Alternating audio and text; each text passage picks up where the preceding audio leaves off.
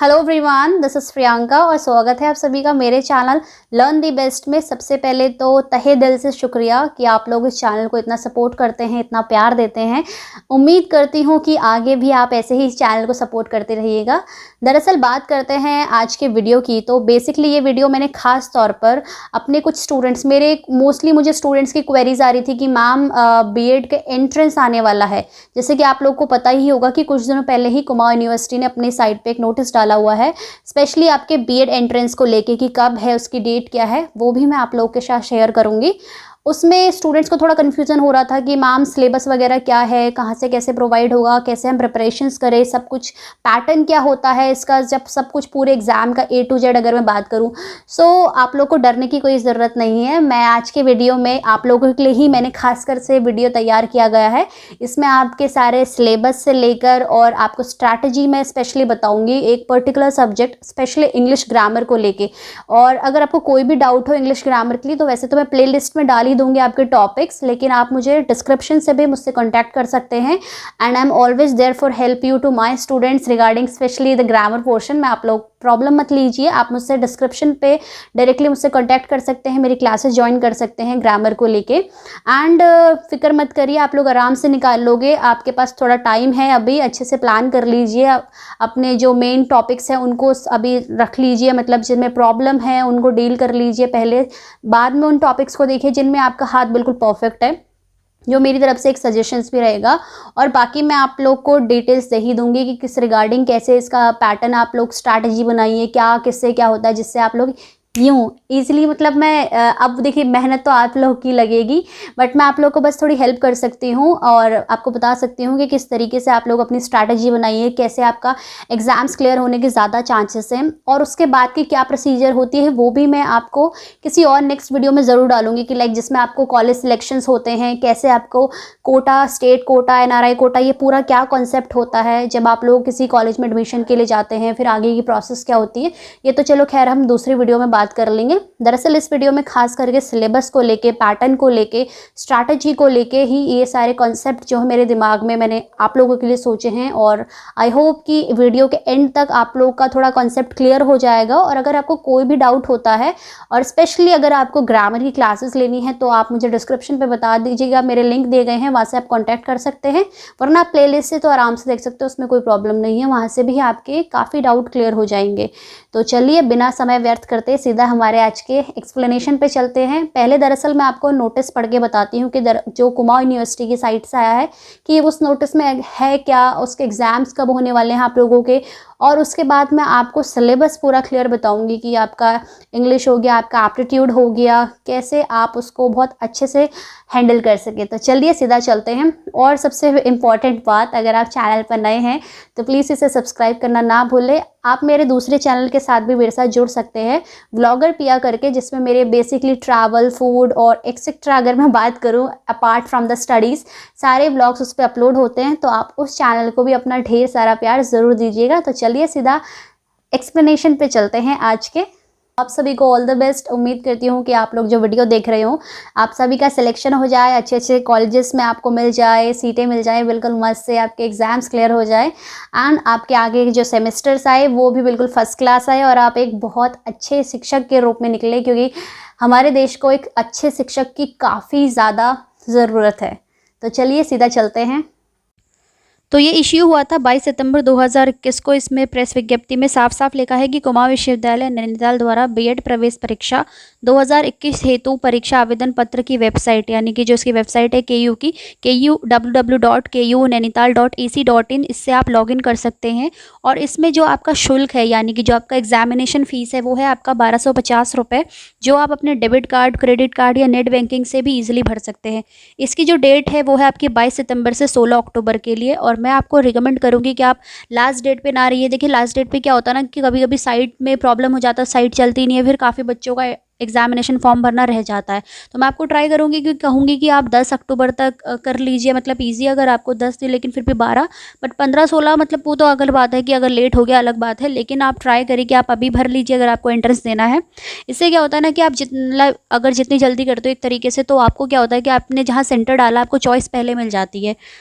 इस तक आप जमा कर सकते हैं। उसके बाद आपको क्या करना है, आपको अपने जो एडमिट कार्ड हैं, जब वो उसका डेट आएगा, आपका एडमिट कार्ड का डेट जो है कुछ एग्ज़ाम के 1-2 दिन कुछ टाइम पहले आता है कभी कभी, और इसका जो डेट डिसाइड हुआ है वो है आपका 31 अक्टूबर 2021, यानी संडे को आपका ये एग्ज़ाम होगा। और आपका एग्ज़ाम डेट है 31 October. Last date of form submission date है आपकी 16 अक्टूबर 2021।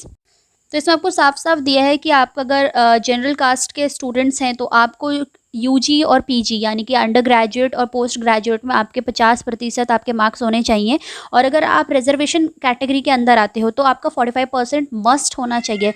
अगर आपका 49.99 भी होगा तो भी आपका जनरल कास्ट से नहीं होने वाला, और अगर आपका 44.44 होगा तो भी आपका रिजर्वेशन कोटा से या रिजर्वेशन कास्ट से बिल्कुल नहीं होने वाला, आप इसके लिए एलिजिबल नहीं होंगे। बात करें जो इंजीनियरिंग स्टूडेंट है जिसका साइंस और मैथ्स स्पेशली हो तो उसका 55% है, उसका 54.99 भी नहीं चलेगा।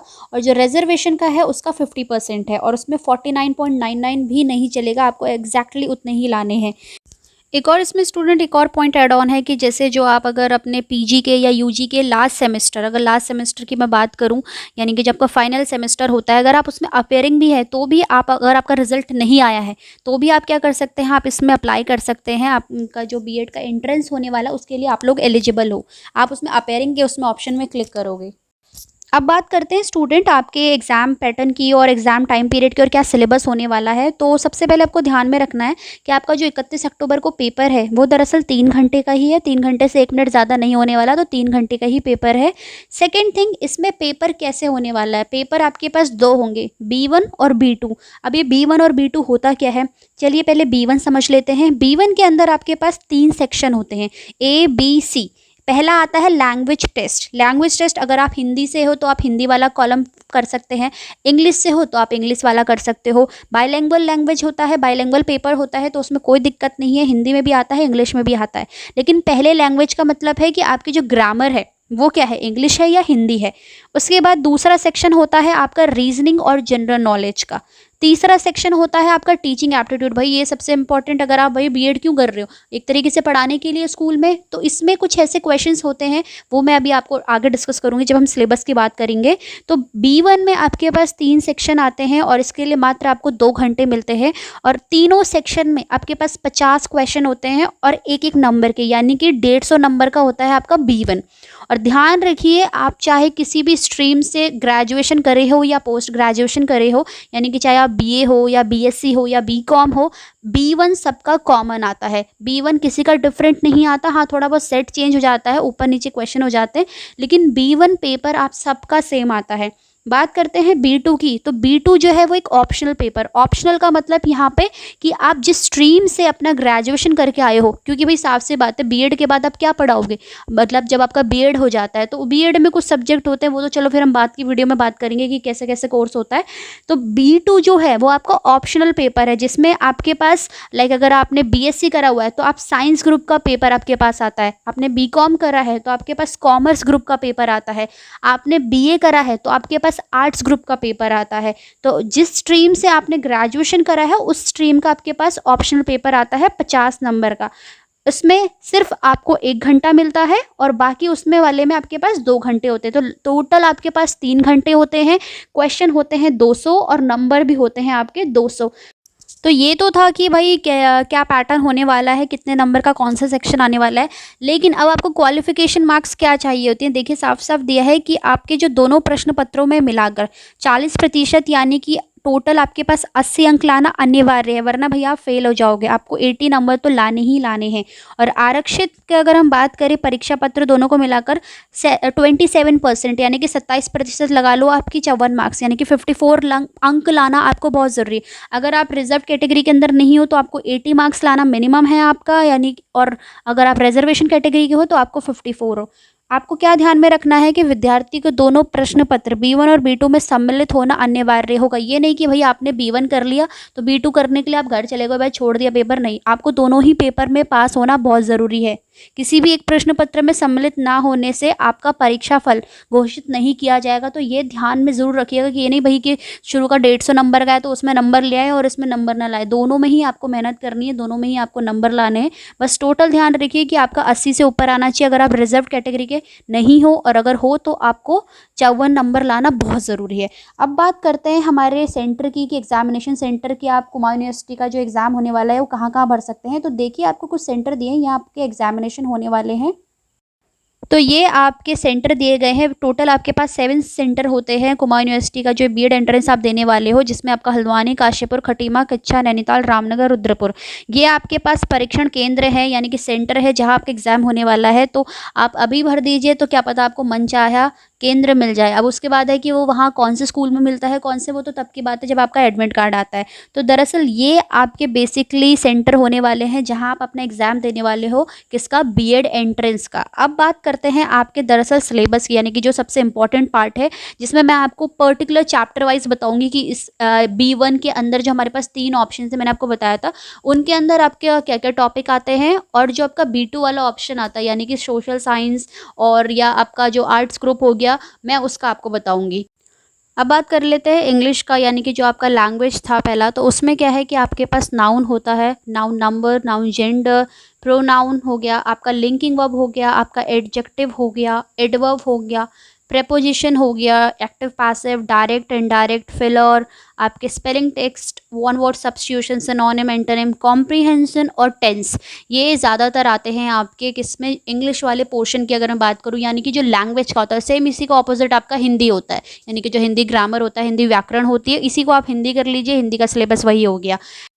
दूसरे सेक्शन की बात करें जिसमें आपका जनरल नॉलेज और आपका रीजनिंग आता है, तो बेसिकली नॉलेज के हिसाब से आपका एक तो करंट जो रिसेंटली चल रहा हो, तो आपको आज स्पेशली अब कोविड हुआ है, तो कोविड के आउटब्रेक, पेंडेमिक की स्पेलिंग, एपिडेमिक की स्पेलिंग, ये ना आप स्पेलिंग टेस्ट में खासकर से ध्यान रखिए। छोटी छोटी ऐसी स्पेलिंग आती है ना कि हमें कन्फ्यूजन हो जाता है एग्जैक्टली क्या थी। तो आप जो बेसिक चीज़ें ना वो भी ध्यान रखिए, कोविड का आउटब्रेक कब हुआ था, कहाँ हुआ था, रिसेंट सिचुएशन क्या है, और जो भी अभी रिसेंट मतलब आपकी करंट एक्टिविटीज चल रही हैं, कुछ देर इन द सेंस कि कुछ महीने पहले कुछ हुआ है, कहीं समिट हुआ है कुछ जीके के रिगार्डिंग, वो भी आप करंट में ध्यान रखिए। बाकी हिस्ट्री हो गई, ज्योग्राफी हो गई, पॉलिटी हो गया, इकोनॉमी हो गया, जनरल साइंस, और भी जो मिसलेनियस फैक्ट्स होते हैं, कोई अमेजिंग फैक्ट्स हो रहे हैं, कोई रिसेंट में कोई रिसर्च हुई है किसी टॉपिक के बारे, अभी जो हेड आपके हैं आर्मी के चीफ या इन सब के हेड कौन है रिगार्डिंग, मतलब करंट तो आपका थोड़ा बहुत स्ट्रांग होना चाहिए, बाकी आप इसमें कर लीजिए। नेक्स्ट अगर हम रीजनिंग की बात करें, तो रीजनिंग में आपके पास ऑप्शंस होते हैं, यानी कि 2 तरीके से होती है, एक होती है वर्बल, एक होती है नॉन वर्बल।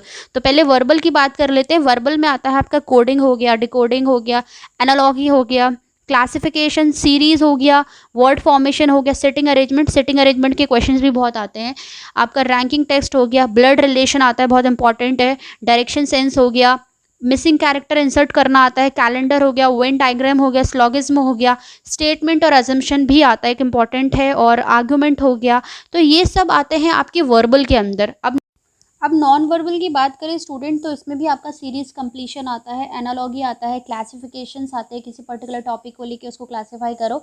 तो ये था आपका सेक्शन बी, यानी कि जो सेकंड वाला होता है। अब बात करते हैं आपके टीचिंग एप्टीट्यूड की, कि टीचिंग एप्टीट्यूड के अंदर आपके पास क्या क्या टॉपिक आते हैं।